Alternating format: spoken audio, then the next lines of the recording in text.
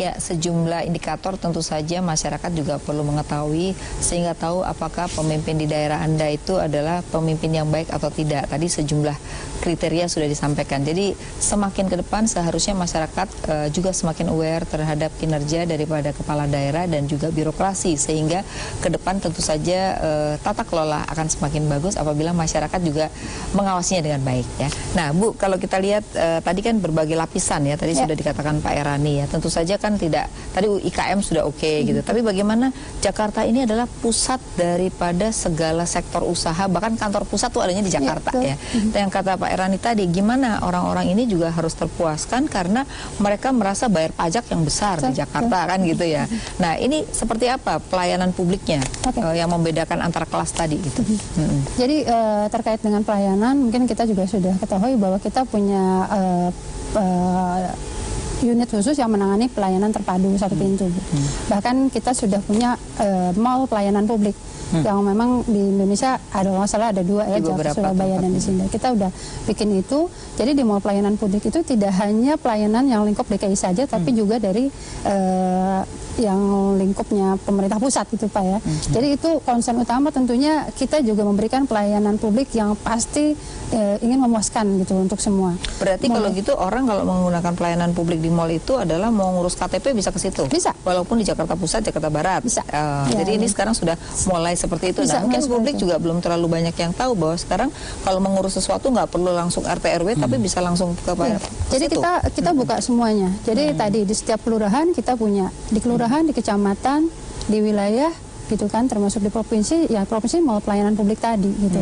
Jadi kita upayakan semudah mungkin mendekati mereka. Terus kita juga punya program jemput bola gitu ya. Kita ada ajib namanya, jadi pelayanan. Jadi kalau misalnya Bapak mau izin bisa tinggal telepon, nanti kami yang datang berkasnya seperti apa, dan pastinya juga online system, Bu.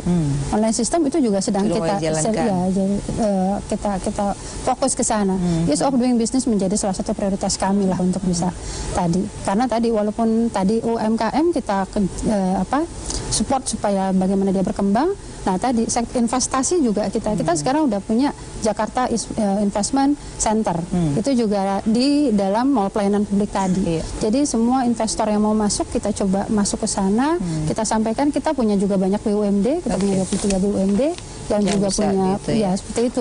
Nah Pak Erani, kalau yang dikatakan Bu Haryati lagi, seringkali kan gini, kita juga membangun sesuatu. DKI ini kan APBD-nya paling besar ya kan, dibandingin daerah-daerah lain kan. Nah, tapi kalau mereka tidak ada join terhadap pembangunan, yang dulu juga zaman gubernurnya Pak Sutiyoso dulu kan ingin namanya megapolitan ya. Jadi membangun tidak hanya Jakarta tapi juga Jabodetabek sekali. Nah, ini kan kalau kita lihat eranya ada nuansa ke sana, tapi kalau giliran suruh duitnya pada nggak ada yang mau gitu. Nah, ini gimana ya supaya juga ada kerjasama tapi benar-benar membangunnya bareng-bareng gitu. Ada 2 sumber daya yang sebetulnya bisa dipakai untuk merekatkan hubungan antara DKI dengan wilayah-wilayah ininya, sekitarnya gitu tadi itu.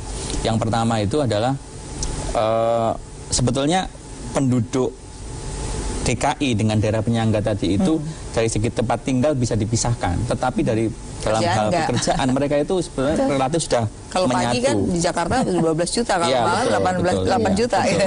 Jadi di antara 2 tadi sebetulnya saling ada kebutuhan untuk bisa merekatkan tadi itu. Nah, dalam hal semacam ini kan kerjasama, misalnya isu-isu yang terkait dengan transportasi publik, isu yang terkait dengan pengadaan fasilitas primer yang lain itu sangat bisa dikolaborasikan gitu di antara mereka. Yang kedua adalah sumber daya yang terkait dengan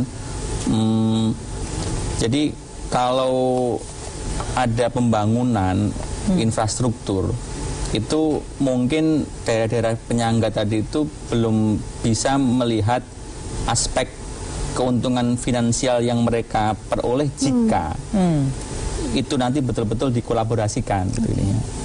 Nah, kayak membuat jalan lingkar, jalan tol, kemudian LRT dan seterusnya sampai nanti daerah penyangga itu sebetulnya kan bahasa yang harus digunakan supaya ada keterlibatan itu kira-kira insentif keuntungan seperti apa yang bisa diperoleh pemerintah daerah dari penyangga tadi dalam jangka win-win panjangnya. solution lah ya. Jadi begitu. jangan sampai yang satu disuruh ini tapi jadi win-lose gitu loh. Nah, ini kalau di dalam APBD itu memungkinkan nggak untuk kerjasama dengan pengeluaran dari APBD masing-masing itu masih memungkinkan? Sangat mungkin dalam pengertian dilakukan. begini. Iya, sangat mungkin dalam pengertian setiap daerah tadi kan bisa membangun BUMD dan APBD bisa dipakai untuk penyertaan modal di situ gitu. Jadi yang kerjasama antar BUMD-nya tadi itu. Dulu saya dengar TPA ya, tempat pembuangan sampah. Sejauh mana katanya waktu itu masih terjadi tidak kesetujuan gitu antara daerah? Sudah Bu, itu jadi kita sudah juga tadi kalau disampaikan sebenarnya sangat relevan karena Pak Gubernur kebetulan sekarang jadi ketua BKSP untuk Jabodetabek. Jadi kan itu 3 tahun masa, dan itu masa. Jadi di antara ini Jabodetabek. Saat yang sangat tepat ya, dan relevan dengan tadi yang Bapak sampaikan gitu. Itu juga yang menjadi salah satu concern kami. Transportasi tentu Pak. Jadi kami sekarang dengan Kementerian Perhubungan, terus juga BPTJ, BPJT itu juga sudah menjalin kerjasama tadi. Karena kita udah nggak bisa kotak-kotak lagi nih gitu kan. Terus buat kepentingan DKI salah satunya juga masalah pangan. 98% sekarang pangan sudah ya, kita sapinya sudah mulai. Luar. Oke, nanti kita akan bicara lagi tentang pangan, kita harus break dulu. Ya pemirsa, tunggulah saat lagi karena kita akan pada sesi akhir tentu saja apa yang harus dilakukan kita akan bahas berikutnya sesaat lagi.